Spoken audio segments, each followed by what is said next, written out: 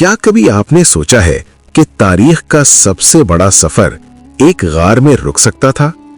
کیا کبھی یہ خیال آیا کہ مکہ کے تپتے صحرا میں قاتل چند قدم کے فاصلے پر ہوں اور حفاظت کا ذریعہ ایک کمزور سی مکڑی بن جائے؟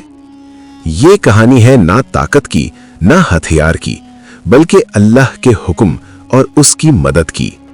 یہ کہانی ہے اس لمحے کی جب ایک مکڑی نے محمد صلی اللہ علیہ وسلم کی جان بچا لی۔ اسلامی تاریخ میں کچھ واقعات ایسے ہیں جو عقل کو خاموش اور ایمان کو بیدار کر دیتے ہیں۔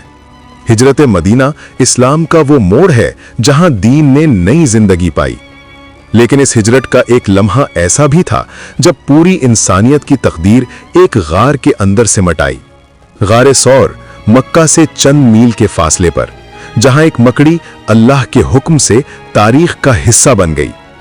یہ واقعہ ہمیں سکھاتا ہے کہ اللہ کی مدد بعض اوقات وہاں سے آتی ہے جہاں ہم سوچ بھی نہیں سکتے۔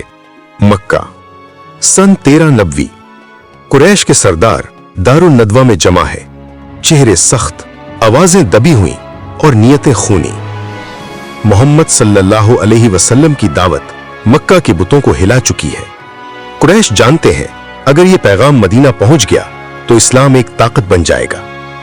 فیصلہ ہو چکا تھا، ہر قبیلے سے ایک نوجوان، ایک ہی رات، ایک ہی وار، تاکہ خون کسی ایک قبیلے پر نہ آئے۔ مگر وہ یہ بھول گئے تھے کہ محمد صلی اللہ علیہ وسلم اللہ کی حفاظت میں ہے۔ اللہ نے اپنے نبی صلی اللہ علیہ وسلم کو ہجرت کا حکم دیا۔ محمد صلی اللہ علیہ وسلم حضرت علی رضی اللہ عنہ کو بستر پر لٹاتے ہیں اور اپنی امانتیں انہی کے سپرد کرتے ہیں۔ یہ اعتماد، یہ یقین، یہ صرف نبوت کا مقام ہے۔ گھر سے نکلتے ہوئے آپ صلی اللہ علیہ وسلم نے مٹھی بھر مٹی اٹھائی اور آیت تلاوت کی، وَجَعَلْنَا مِن بَيْنِ أَيْدِيهِمْ سَدًّا وَمِن خَلْفِهِمْ سَدًّا۔ قاتل دروازے پر کھڑے تھے مگر آنکھیں اندھی ہو چکی تھیں۔ محمد صلی اللہ علیہ وآلہ وسلم اور حضرت ابو بکر صدیق مدینہ کے الٹ سمت غار ثور کی طرف بڑھتے ہیں۔ یہ عام راستہ نہیں تھا، پہاڑ سخت، راستہ کٹھن اور دشمن پیچھے۔ حضرت ابو بکر ہر قدم پر خوف زدہ ہیں، اپنے لیے نہیں بلکہ رسول کے لیے۔ وہ کہتے ہیں، یا رسول اللہ، اگر وہ نیچے دیکھ لیں تو ہمیں دیکھ لیں گے۔ محمد صلی اللہ علیہ وآلہ وسلم پرسکون لہجے میں فرماتے ہیں، لا تحزن ان اللہ معنا، غم نہ کرو، اللہ ہمارے ساتھ ہے۔ غار ثور ایک تنگ خاموش پناہ گاہ۔ جیسے ہی وہ اندر داخل ہوئے، اللہ کا حکم نافذ ہو چکا تھا۔ ایک مکڑی غار کے دہانے پر جال بننے لگتی ہے، ایک کبوتر وہیں انڈے دے دیتا ہے۔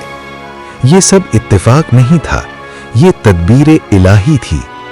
کچھ ہی دیر میں قریش کے قدم غار کے دہانے تک پہنچ گئے، سانسیں رک گئیں، دل دھڑک رہے تھے۔ قریش کے سردار غار کے منہ پر کھڑے ہیں۔ ایک نظر، صرف ایک نظر اندر ڈالنے کی ضرورت تھی، لیکن وہ رک گئے۔ ایک نے کہا، یہاں تو مکڑی کا جال ہے، اگر کوئی اندر ہوتا تو یہ جال کیسے سلامت رہتا؟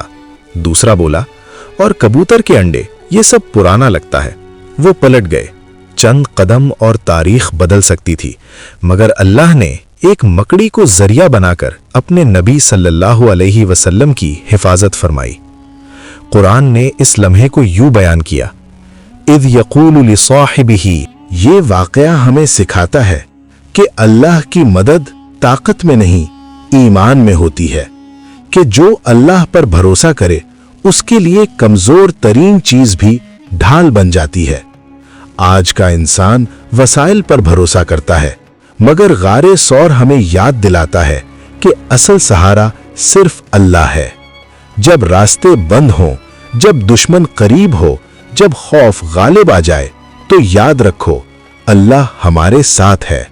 یہی پیغام ہے، یہی سبق ہے، اور یہی ہجرت کا اصل راز۔